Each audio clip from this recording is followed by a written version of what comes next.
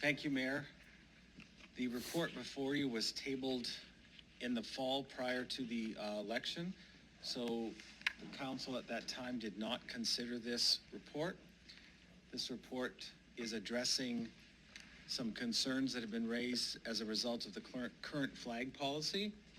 And so essentially this recommendation is, to summarize, to stipulate that the only flags that will be officially flown in either the courtyard or in City Hall here are the Canadian flag, the Saskatchewan flag, the Union Jack, the City of Regina, Treaty 4, and the Métis Nation. We would continue, the recommendation goes on to say that the ceremonial flagpole would only be flown for nonprofit or charitable organizations, with the exception that if a recognized dignitary, such as an ambassador of a country, is visiting Regina and is officially coming to City Hall, we would fly that flag on the ceremonial point as well. So the gist of this is that we will discontinue the practice of raising country flags on their National Day of Independence. We typically get many requests every year for this, and so we will do that. It is a long recommendation that goes on, and then we will also remove the existing proclamations policy from the procedure bylaw, and we will essentially replicate similar provisions in that.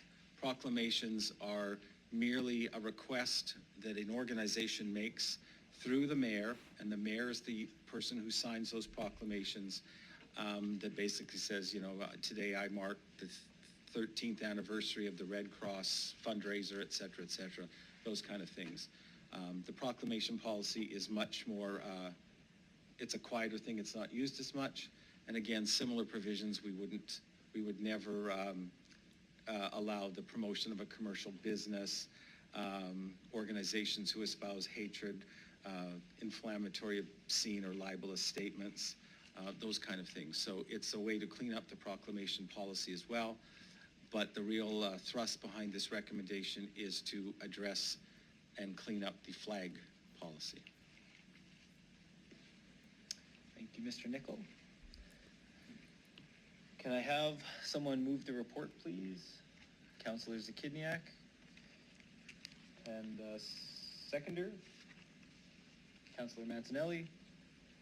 Councillor Zachidniak, would you like to speak on the report? Yes, I do have actually a couple of questions. Okay, so first one is, sorry, I'm just trying to find it in here. In terms of the proclamation policy, do the mayor signs those? Do those also go through the clerk's office or directly to the mayor's office? Through you, Mayor. They typically come through the clerk's office. We would then do a quick search to determine if there is a local presence. Are they some relation to Regina, for example? Have they been done before? Do they run afoul of any of the existing criteria? And if we're satisfied, then we forward a recommendation on to the mayor for his signature. Okay, thank you. And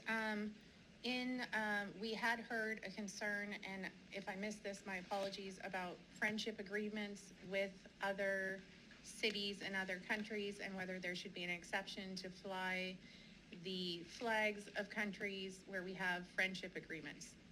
That was an exception that was requested to us. Is that accurate? It was certainly mentioned. Okay. We have one sister city, that being Jinan, China, but I believe we've had that relationship since about 2000. And there's also an ongoing friendship city with Fukuoka, Japan, which was largely spearheaded by the public school board and an exchange of students every second year. I have prepared an amendment to that end for a member of council to potentially raise, which would also provide an exception to fly the flag of any officially recognized sister or friendship city with Regina. Okay.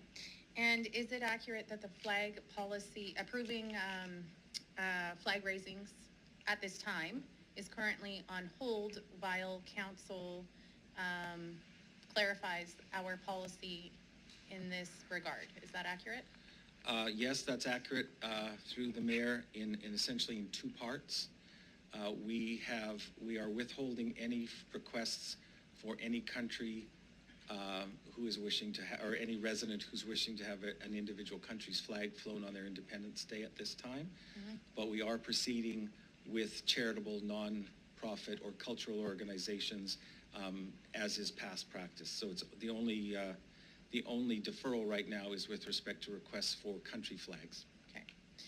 Okay, so it was noted that there are some potential exceptions that we have not considered, like the Friendship Sister City Agreement, and I wonder if there may be others that we haven't considered.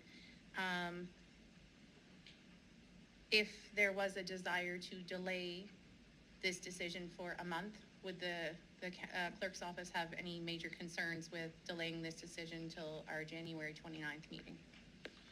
Through the mayor, we would have no issue. Again, cultural community groups will continue to process on the community flag, and any individual who is requesting a country's flag has been informed and will be informed that the policy is under review, and there'll be nothing done at this time. Thank you. That's all I have. Thank you, Councillor. Councillor Vito? Yes, thank you. Through the chair, these comments about sister city, is that flying the flag of the sister city or the nation? For example, we come here one day and we're looking at the Chinese flag. Thank you. Through the mayor, it would be the sister city's flag, similar to that if contingency our contingent from Regina went to one of those and they wish to fly a flag, we would bring along the City of Regina flag. Okay.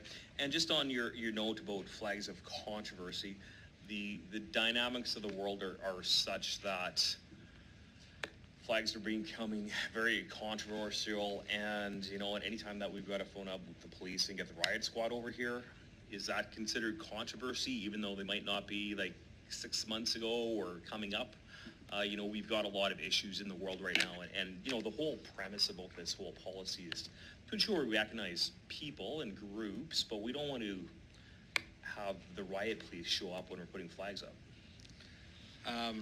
Thank you. It's not my place to enter the debate. I can just offer you the perspective that the flying of any nation's flag becomes incredibly subjective in the eye of the beholder. As I explained to the previous council, regardless of their thoughts, for example, on the Russian-Ukrainian conflict, our policy would not have prohibited a citizen asking for the Russian flag to be flown on their national day, because it didn't say you couldn't. Up until last week, we could have flown the Syrian flag, other than the fact that we put the policy on hold. So I'm just saying that things are changing so fast, and with the crossover of ethnic groups in many countries, not always happy factions with each other, we really run the risk of just having something else inflame this going on in the future, and hence the recommendation to keep it to the 6 permanent flags. Thank you. Thank you, Councillor. Councillor Siklis?